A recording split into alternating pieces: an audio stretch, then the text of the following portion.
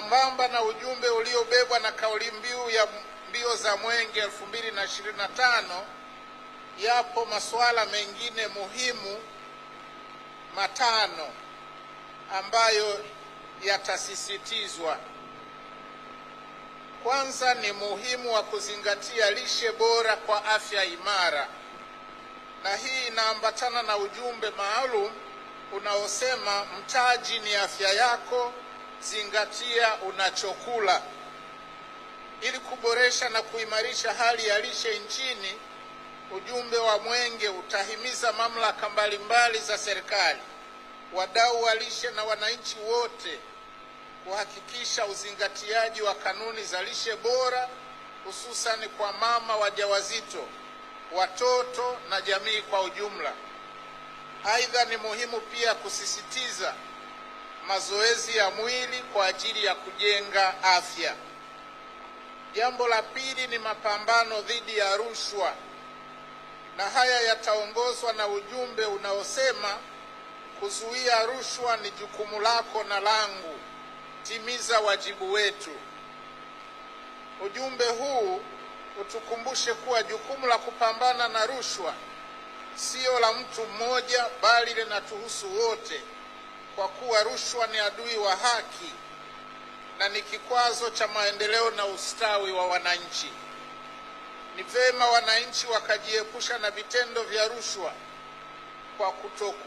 kwa kutokutoa, kutopokea au kuomba rushwa, na hasa katika kipindi cha uchaguzi mkuu.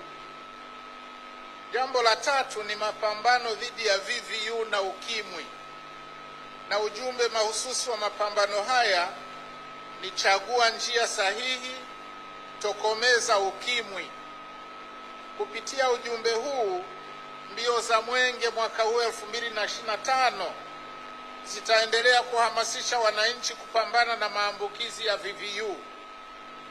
Ni muhimu Watanzania wote tuzingatie kuwa afya zetu ndiyo mtaji wetu, na kama nchi hatutaweza kufikia malengo yetu ya kimaendeleo endapo tutakuwa na jamii isiyo na afya njema. Hivyo tunawajibika kuchukua hatua za makusudi za kutokomeza maambukizi mapya ya VVU. Aidha, tunao wajibu wa kupambana na unyanyapaa wa waviu pamoja na mila potofu na vitendo vya ukatili wa kijinsia katika jamii zetu. Jambo la nne, mapambano dhidi ya matumizi ya dawa za kulevya. Na mapambano haya yataongozwa na ujumbe maalumu usemao kataa dawa za kulevya, timiza malengo yako. Ni dhahiri kuwa matumizi ya dawa za kulevya yanaathiri sana jamii yetu, na kundi kubwa la waathirika ni watoto na vijana kati ya miaka 13 hadi 24 ambao ndio tegemeo kama nguvu kazi ya taifa. Na katika hili inatulazimu kama taifa kuendelea kupambana kwa nguvu zote na biashara, uzalishaji na matumizi ya dawa za kulevya nchini. Na jambo la tano ni mapambano dhidi ya ugonjwa wa malaria. Na mapambano haya yataongozwa na ujumbe unaosema zero malaria inaanza na mimi, inaanza na wewe, inaanza na sisi sote. Ugonjwa wa malaria umeendelea kuwa tishio katika jamii yetu licha ya takwimu kuonesha kuendelea kupungua kwa maambukizi ya malaria hapa nchini. Katika baadhi ya mikoa ikiwemo Katavi, Tabora, Kagera, kiwango cha maambukizi ya vimelea vya malaria kiko juu. Hivyo ni wajibu wetu sote kushirikiana na serikali kupambana na ugonjwa huu kwa kutunza mazingira, kuharibu mazalia ya mbu na kutumia vyandarua.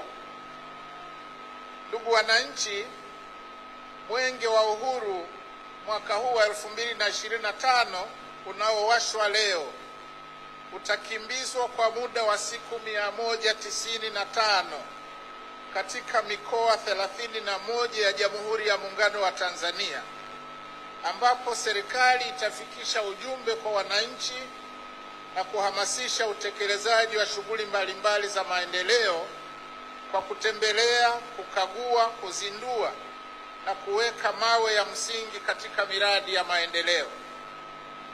Hivyo ninaiagiza mikoa na mamlaka za serikali za mitaa kutoa ushirikiano wa hali ya juu kwa wakimbiza mwenge wa uhuru kitaifa ili waweze kutekeleza jukumu hili la kizalendo walilokabidhiwa la kuhakikisha kuwa wanawafikia wananchi na kuwapa taarifa sahihi kuhusu sera, mipango, miradi na mikakati ya serikali katika kuwaletea maendeleo.